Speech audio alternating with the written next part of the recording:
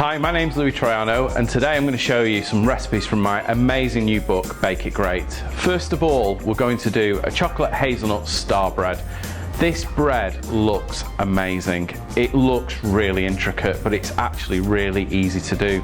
Now, I've got one ready in front of me that is in a bag, and it's been proving for about an hour. Now, what I'm going to do is I'm going to pop this in the oven and it will bake while I show you how to make one. Okay, the enriched dough.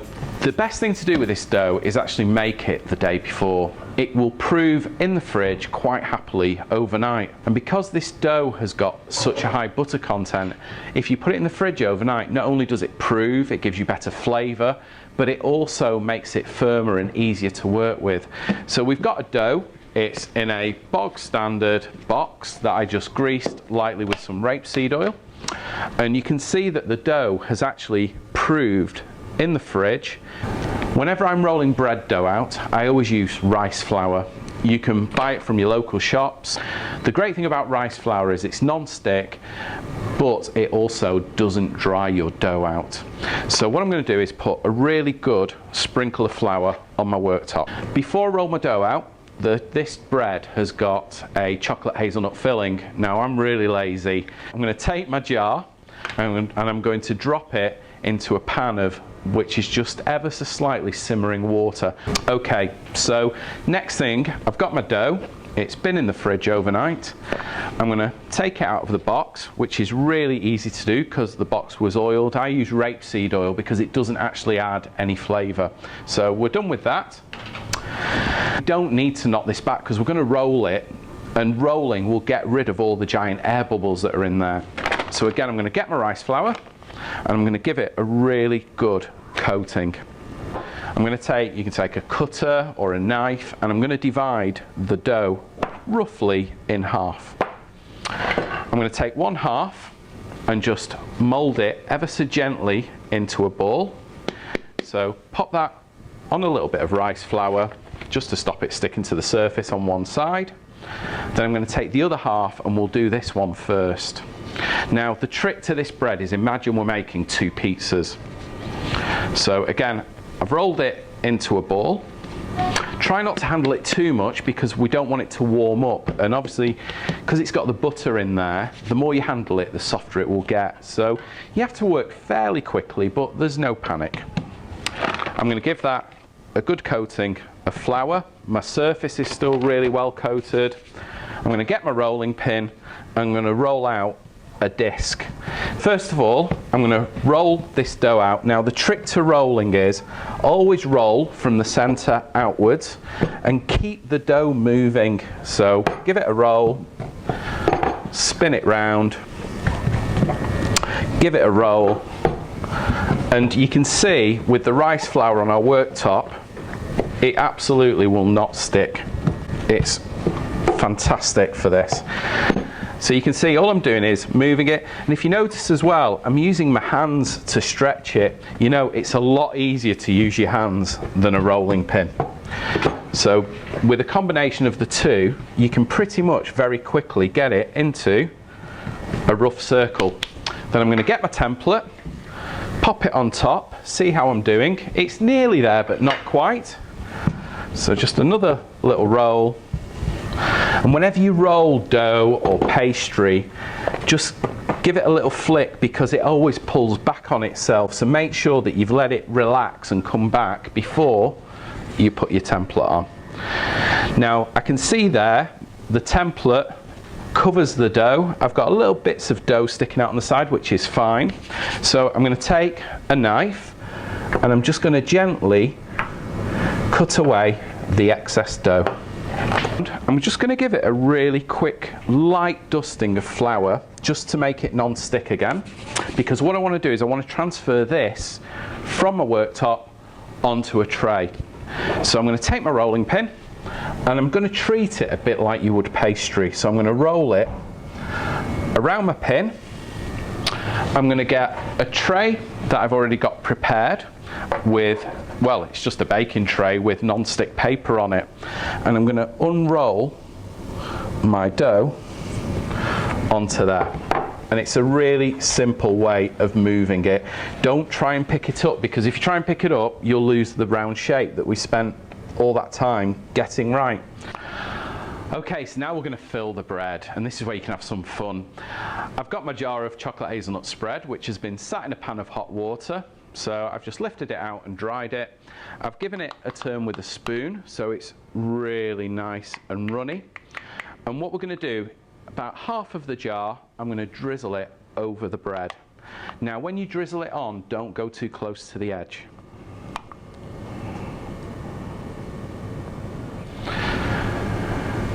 I can honestly tell you that bread that we've got in the oven is already starting to smell amazing. It's only been in there about 10 minutes or so, but it smells amazing. Next thing we need to do is spread the chocolate hazelnut. Now, you can use the back of a spoon. I'm using a little angled, I don't know, it's a little palette knife, I suppose. So you can see with the small spatula, I'm just ever so gently pushing the spread around, and do it gently, because what we don't want to do is lose that circular shape that we did earlier. Okay, so I've put my chocolate hazelnut spread down, and I've left, I don't know, it's about a centimetre and a half exposed around the edge. Next thing, we need more flavour. I've got my grater and I've got an orange, and what I'm going to do is I'm going to grate directly over the chocolate hazelnut spread. Whenever you're grating fruit, by the way, a really great tip is always do it over what you're trying to make, because the oils that come out during the grating process is where the real flavour is. So I'm just going to very quickly take the zest from this orange, and I'm just moving the zester around to get a nice even coating. So I've put the zest of an orange onto the spread. Next thing I'm going to do is I've got some chopped roasted hazelnuts. I'm really lazy, by the way. You can buy these good to go in a bag, so why not? And all I'm going to do is sprinkle an even layer all over the chocolate hazelnut spread and the zest that we've already got down there.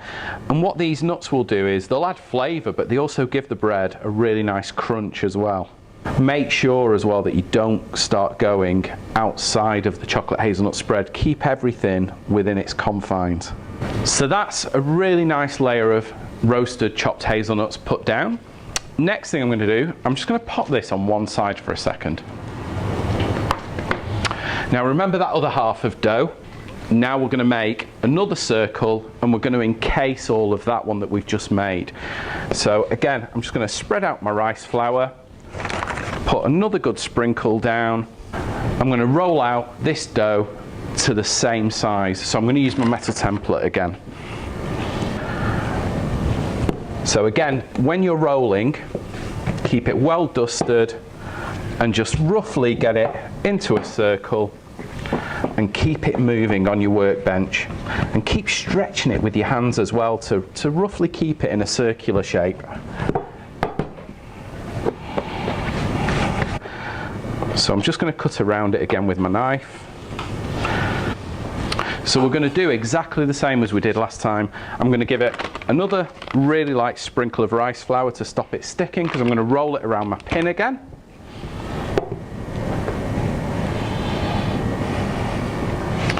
I'm going to get the bread that we made, and I've got a little bit of water and a brush here, and all I'm going to do is just wet the edge of the bread where there isn't any spread, and it will just help this top bit stick down. And then just ever so carefully, I'm just going to unroll this right on top, like that. And then you can just maneuver it to cover it perfectly. Right, so I've put my second disc of dough on top, and I've just very, very gently just patted it down just to get it to seal. And that little bit of water that we brushed around the edge really makes a difference. Right, now this is the really great fun bit. This is where we make this look absolutely amazing. Now, I've got a cutter, which is about, I don't know, it's probably a bit bigger, about 8 centimetres in diameter. And I'm going to use the blunt end, and I'm just going to make an indent into the bread, right in the centre So I'm not going to cut it, all I'm going to do is make a guide in the center like that. Okay, now this is the bit of baking that I really enjoy, is how do we make this look spectacular? And that's one of the key things that I covered off in my book, is how to make a bake look that extra little bit special. Now for this star bread, you think, wow, it looks really intricate. I'm going to show you how easy it is to get all the folds. I've got a sharp knife, I've made an indent in the center, and what I'm going to do first is one cut, and I'm going to take the tip of the knife up to the indent that I made. So I want a straight cut, and make sure you go right through it. Then rather than struggle and reach over, I'm going to spin the bread around, and I'm going to cut again directly opposite that one. So we've virtually cut it in half, but not quite. We've still got that central bit intact. I'm going to spin it again, and I'm going to do another cut directly in between those two. Then I'm going to do the same again. So I've turned it again, and I'm doing it directly opposite the one I just made. So we've now pretty much divided it into quarters. And again, just make sure you go right through it. I'm going to turn it again and divide each of these quarters in half. Okay, so we've now done 8 cuts. We're now going to make another 8 in between each of these. So again, it's just really simply dividing each one of these in half. So what we're going to do now is we're going to make the star shape, and the way we do that is we take each of these slices and we twist it twice. So I'm going to pick one up, I'm going to flick it over twice, and I'm going to pop it back down and keep the circular edge going. Now the one next to it, I'm going to pick that up and I'm going to twist it twice the opposite way. So all I'm doing is I'm picking up a slice and I'm just twisting them opposite to the last one that I did. So I'm just going to work my way around. So, and it just takes a few minutes to make this look from just a really simple piece of dough into something really spectacular. Now I'm nearly there, so a few more to go. That's the second to last one, and this is the last one. Now what you'll end up with is all the twists are done, but you'll end up with these gaps in between each twist. Now this is where yeast is absolutely amazing. The yeast is coming alive and it will start to expand again, so don't worry about any little wrinkles or anything that doesn't quite look right, because the yeast will expand and fill out and make this bread come up and back to life again, so it will look amazing as it bakes. So once we're at this stage, we need to pop it in a bag for about an hour or so and let the yeast do its work. So that is what we call the second proved. So when your bread is proved for the second time, it takes about an hour. Preheat your oven. Turn one of your oven trays upside down to heat up in the oven with it, because we'll bake straight onto a hot tray. And you can either set your oven at 200 fan or 220 with top and bottom heat only. Bake it for, if you're using the fan, 20 minutes or so. If you're just using top and bottom heat, about 25 to 30 minutes. And then when it comes out, brush it with some smooth, warm apricot jam for an absolutely amazing golden glaze.